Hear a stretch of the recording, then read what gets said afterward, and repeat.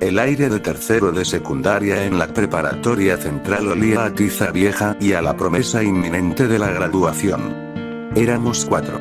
Marco, el líder despreocupado. Daniel, el cerebro del grupo. Leo, el bromista. Y yo, Elías, el observador silencioso, el que siempre llevaba la cámara en el bolsillo. Estábamos a semanas de terminar, inmersos en esa dulce melancolía del fin de una etapa. Todo cambió en el penúltimo trimestre, justo cuando las hojas empezaban a caer. Una mañana, se sentó en el pupitre vacío de la esquina trasera. Vera. Era nueva, algo inaudito tan cerca del final del curso. No era misteriosa en el sentido de que quisiera serlo, sino en el de que parecía envuelta en una quietud que repelía el ruido. Su cabello, del color de la tinta húmeda, caía siempre sobre su rostro, y sus ojos, cuando se dignaba a levantarlos, eran de un gris inusual, casi sin expresión. Fue Marco, por supuesto, quien se sintió atraído primero. Marco era un imán, el chico al que nunca le faltaba compañía. Un día, por pura fanfarronería, se acercó a Vera en el descanso. Hola. Soy Marco. Eres nueva, ¿verdad?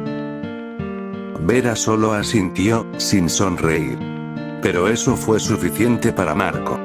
Él lo tomó como un desafío, un muro que tenía que derribar. Lo que comenzó como un coqueteo casual, se convirtió rápidamente en una obsesión absorbente. Al principio, sus ausencias eran pequeñas. No venía a la mesa del almuerzo, no se unía a los partidos de fútbol. Luego, se volvieron totales. Marco ya no respondía a nuestros mensajes. Si lo hacía, era con monosílabos.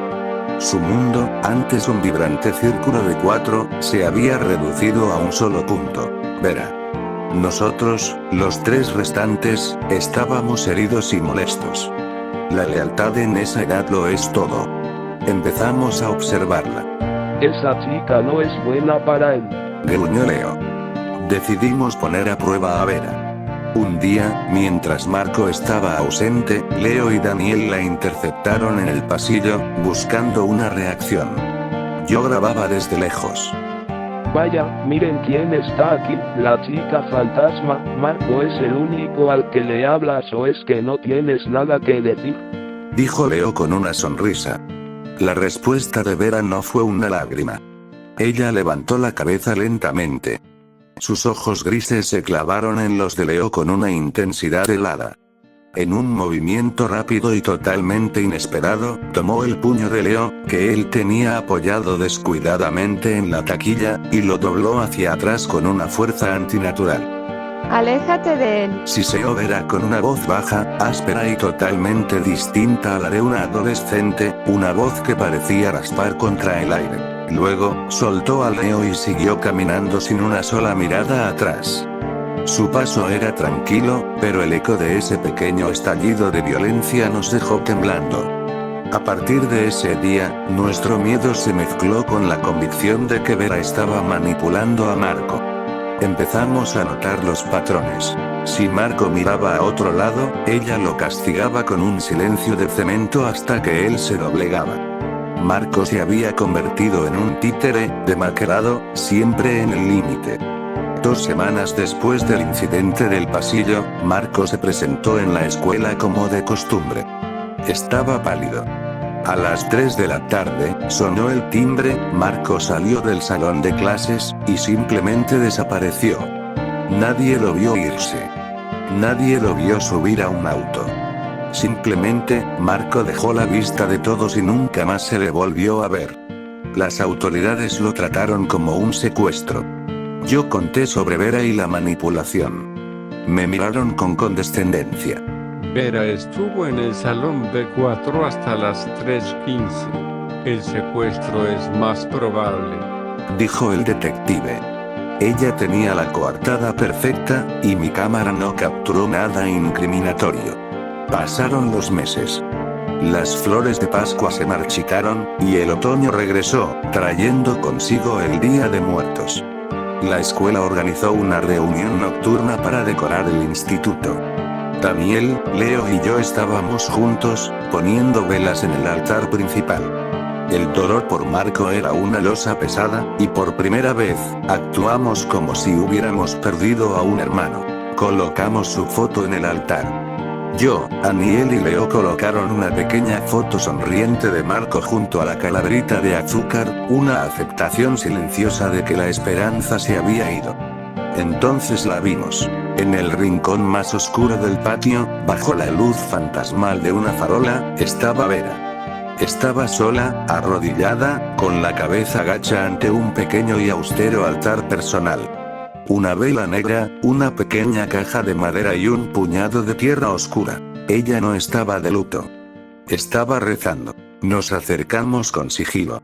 A medida que nos acercábamos, las palabras de su rezo se hicieron audibles. Era un murmullo gutural y rítmico. Daniel, más rápido, deslizó su teléfono fuera del bolsillo y comenzó a grabar audio a ciegas. Vera se detuvo bruscamente, como si sintiera nuestra presencia. Por los nervios y el miedo, Leo tropezó con una maceta, haciendo un ruido sordo. El plan de grabarla por completo se desmoronó.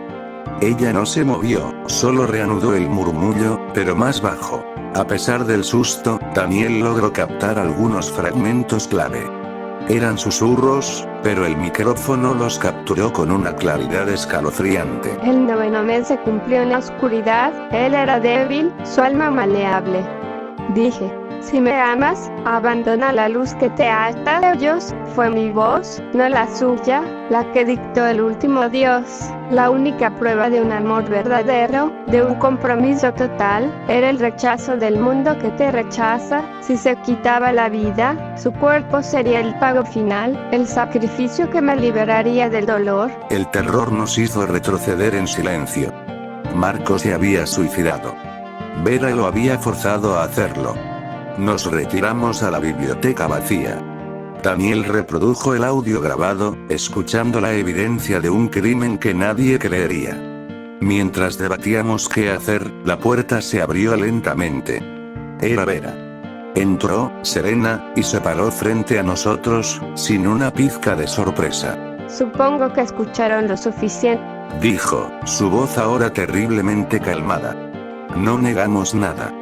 Daniel apretó el teléfono en su mano. Vera se sentó en una mesa, cruzando las manos con una dignidad falsa. Lo que siguió no fue una disculpa ni una confesión, sino una defensa distorsionada de sus acciones, una justificación de la maldad nacida del dolor. La gente como ustedes, los populares, nunca entiende. Nunca ha sido cruel. Yo soy la justicia necesaria. En mi otra escuela, en mi vida anterior, no fue solo rechazo. Fue una carnicería lenta y metódica. Me destrozaron día tras día. Me robaron, me encerraron, me humillaron frente a todos. Y la persona que yo creía mi única amiga, la única que me escuchaba, me traicionó al final. Ella se unió a la burla. Ella me dijo que yo merecía todo lo que me pasaba. Vera se llevó las manos al pecho, reviviendo el trauma. Esa traición fue el punto de quiebre. Fue el momento en que entendí que el mundo era malvado y que mi dolor era un arma.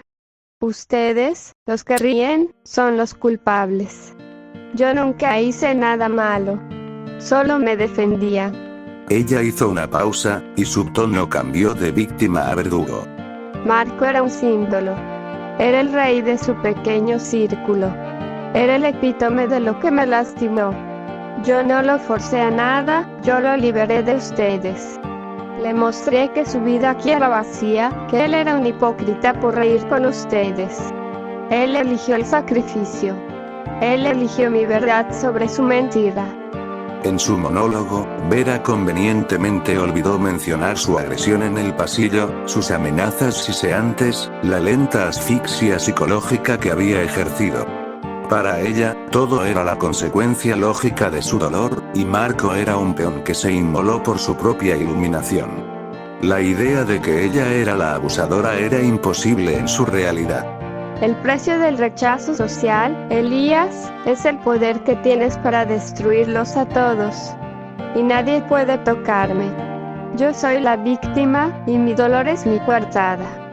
De repente, su rostro se descompuso en una sonrisa amplia y espantosa. Se levantó y se dirigió a la puerta. Yo no podía moverme, Daniel no podía hablar, pero Leo sí. Tú no eres una víctima, eres una asesina. Jadeó Leo. Vera se detuvo en el umbral. Giró su cabeza y, de nuevo, la luz de la farola en el patio trasero que se colaba por la ventana la atravesó, sin proyectar sombra. La víctima soy yo y si tocan ese teléfono, el próximo en buscar la paz será uno de ustedes. Corrigió Vera. Salió de la biblioteca y desapareció en la noche. Elías, Daniel y Leo sabían que tenían una prueba en el teléfono, pero la amenaza y la visión de su cuerpo sin sombra nos habían dejado una verdad peor. No solo era una criminal, sino algo sobrenatural, alimentado por el odio. Hasta el día de hoy, el audio de Daniel está guardado, esperando el momento en que seamos lo suficientemente valientes para enfrentarnos a la entidad que se disfraza de estudiante, la que usa el dolor de su pasado para justificar el terror en el presente.